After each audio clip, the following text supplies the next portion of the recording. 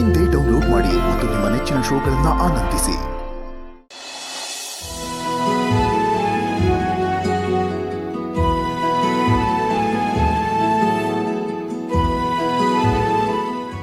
ಚಂದನ ಅವರೇ, ನಂಗೆ ಯಾಕೋ ಬೋರ್ ಆಗ್ತಿದೆ, ಒಂದು ಹಾಡು ಹೇಳ್ತೀರಾ? ಅಯ್ಯೋ ಇವಾಗ್ಲಾ? ನೋಡಿ ಎಷ್ಟು ಕೆಲಸಗಳಿದೆ ಅಂತ. ನಾನು ಹಾಡ್ತಾ ಕೂತ್ರೆ ಕೆಲಸಗಳೆಲ್ಲ ಉಳಿಯುತ್ತೆ. ಇನ್ಯಾವಾಗಾದ್ರೂ ಹಾಡ್ತೀನಿ. ಪ್ಲೀಸ್ ಚಂದನ ಅವರೇ, ಪ್ಲೀಸ್ ಪ್ಲೀಸ್ ಪ್ಲೀಸ್ ಒಂದೇ ಒಂದು ಹಾಡು ಪ್ಲೀಸ್. ಸರಿ.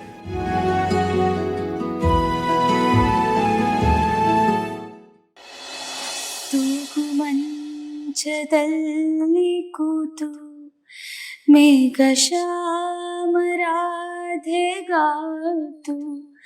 ಆಡುತ್ತಿಹಾನು ಏನೋ ಮಾತು ರಾಧೆ ನಾಚುತ್ತೆತ್ತಳು ಸೆರಗ ಬೆರಳಿನಲ್ಲಿ ಸುತ್ತಿ ಚಡೆಯ ತುದಿಯ ಕೆನ್ನೆಗುತ್ತಿ ಚುಮ್ಮುಗೂಡುವ ಮುಖವನೆತ್ತಿ ಕಣ್ಣು ಮುಚ್ಚುತ್ತೆತ್ತಳು ತೂಗು ಮಂಚದಲ್ಲಿ ತನೋರೆ, ನಾನು ಎಷ್ಟು ಸಲ ಹೇಳಿದ್ದೀನಿ ನಿಮಗೆ, ಆದರೂ ಮತ್ತೆ ಮತ್ತೆ ವಿಡಿಯೋ ಮಾಡ್ತಿರಲ್ಲ. ಅಲ್ಲ ಚಂದನ ಅವರೇ, ನಿಮ್ಗೆ ಯಾರೂ ಇಲ್ಲ ಅಂತಂದ್ಮೇಲೆ ವಿಡಿಯೋ ಮಾಡಿ ಪೋಸ್ಟ್ ಮಾಡೋದ್ರಲ್ಲಿ ಏನು ತಪ್ಪಿದೆ ಹೇಳಿ? ಯಾರೂ ಇಲ್ಲ ಅಂದ ತಕ್ಷಣ ಇಷ್ಟ ಬಂದಾಗ ಪೋಸ್ಟ್ ಮಾಡಬೇಕಾ? ನನಗದೆಲ್ಲ ಇಷ್ಟ ಆಗಲ್ಲ. ನೀವು ಎಲ್ಲ ವಿಷಯಕ್ಕೂ ಹೀಗೆ ಮಾಡ್ತೀರಾ ಚಂದನ ಅವರೇ. ಮನೆಯವ್ರ ಮುಂದೆನೂ ಸಂಕೋಚವಾಗಿರ್ತೀರಾ. ಅಲ್ಲ ಹೇಗೆ ಅಂತಂದರೆ, ನಿಮ್ಮನ್ನು ಯಾರಾದರೂ ನೋಡಿದ್ರೆ ಪೊಲೀಸ್ ಅವ್ರಿಗೆ ಹಿಡ್ಕೊಟ್ಟು ಬಿಡ್ತಾರೇನೋ ಅನ್ನೋ ಹಾಗೆ. ನಿಮ್ಗೆ ಯಾಕೆ ಇಷ್ಟು ಭಯ? ನಾವೆಲ್ಲ ನಿಮ್ಮವರೇ ಅಲ್ವಾ? ನೀವು ಹಾಡಿರೋದನ್ನ ಅಪ್ಲೋಡ್ ಮಾಡಿದ್ರೆ ಅದನ್ನ ನೋಡಿ ನಿಮಗೆ ಅಭಿಮಾನಿಗಳು ಹುಡ್ಕೋತಾರಲ್ವಾ?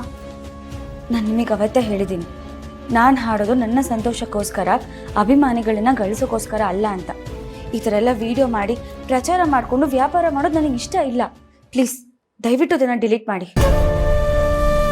ನೀವು ನಮ್ಮ ಮನೆಗೆ ಬಂದು ಇಷ್ಟು ದಿನ ಆದರೂ ನನಗೆ ನಿಮ್ಮನ್ನು ಅರ್ಥ ಮಾಡ್ಕೊಳ್ಳೋಕ್ಕೆ ಆಗ್ತಿಲ್ಲ ಚಂದನ ಅವರು. ಸರಿ, ಡಿಲೀಟ್ ಮಾಡ್ತೀನಿ. ಈಗ ಹಾಡು ಹೇಳಿ.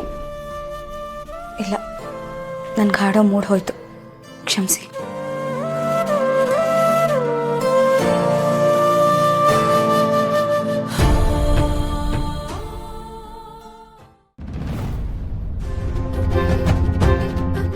ಸರ್, ಬರಕ್ಕೆ ಹೇಳಿದ್ರಿ? ಹಾಂ ಭಾವನಾ, ನೆನ್ನೆ ಸಂಬಳ ಆಯ್ತಲ್ವ ನಿಮ್ಮದು? ಹಾಂ ಸರ್, ನೀವೇ ಕೊಟ್ರಲ್ಲ. ನೆನ್ನೆನೇ ವಿಷಯ ಹೇಳೋಣ ಅಂದ್ಕೊಂಡೆ, ಯಾವುದೋ ಕೆಲಸ ಟೆನ್ಷನಲ್ಲಿ ಮರ್ತೆ. ನಾಳೆಯಿಂದ ನೀವು ಕೆಲಸಕ್ಕೆ ಬರೋದು ಬೇಡ. ಯಾಕೆ ಸರ್, ಏನಾಯಿತು? ಒಬ್ಬರು ಕ್ಲೈಂಟು ಕಂಪ್ಲೇಂಟ್ ಮಾಡಿದ್ದಾರೆ, ಅದಕ್ಕೆ ಬೇಡ ಅಂತಿರೋದು. ಯಾರು ಸರ್, ಏನು ಹೇಳಿದ್ರು? ಯಾರಾದರೂ ನಿನಗೇನಮ್ಮ, ಕೆಲಸಕ್ಕೆ ಬೇಡ ಅಂತಿದ್ದೀನಷ್ಟೇ, ನಾಳೆಯಿಂದ ಬರಬೇಡಿ. ಅಲ್ಲ ಸರ್, ನೋಡಿ, ಏನೋ ಮಿಸ್ಅಂಡರ್ಸ್ಟ್ಯಾಂಡಿಂಗ್ ಆಗಿರಬೇಕು. ಅವ್ರು ಯಾರು ಅಂತ ನನ್ನ ಹತ್ರ ಹೇಳಿ ಸರ್, ನಾನು ಹೋಗಿ ಲೆಟರ್ ಆದರೂ ಬರ್ಸ್ಕೊಂಡು ಬರ್ತೀನಿ. ನಾನೇ ಹೇಳ್ತೀನಲ್ಲಮ್ಮ, ಯಾವ ಲೆಟ್ರ್ ತಂದರೂ ಅಷ್ಟೇ, ನಾಳೆಯಿಂದ ಕೆಲಸಕ್ಕೆ ಬರೋದು ಬೇಡ. ಪ್ಲೀಸ್ ಸರ್, ನನಗೆ ಈ ಕೆಲಸ ಬೇಕೇ ಬೇಕು. ನಾನು ಇದ್ರ ಮೇಲೆ ತುಂಬ ಡಿಪೆಂಡ್ ಆಗಿದ್ದೀನಿ.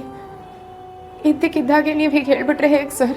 ನೋಡು ಭಾವನಾ, ನಿನ್ನನ್ನು ಕೆಲಸಕ್ಕೆ ತೊಗೊಂಡಿದ್ದು ನಾನೇ, ಬೇಡ ಅಂತಿರೋದು ನಾನೇ. ನಾಳೆಯಿಂದ ಕೆಲಸಕ್ಕೆ ಬರೋದು ಬೇಡ ಮನೆ. Sir please sir. ಹೇಳಿದ ಅರ್ಥ ಆಗಿಲ್ವೇನಮ್ಮ? ಸೆಕ್ಯೂರಿಟಿ. ಲಕ್ಷ್ಮೀ ನಿವಾಸ ಲಕ್ಷ್ಮೀ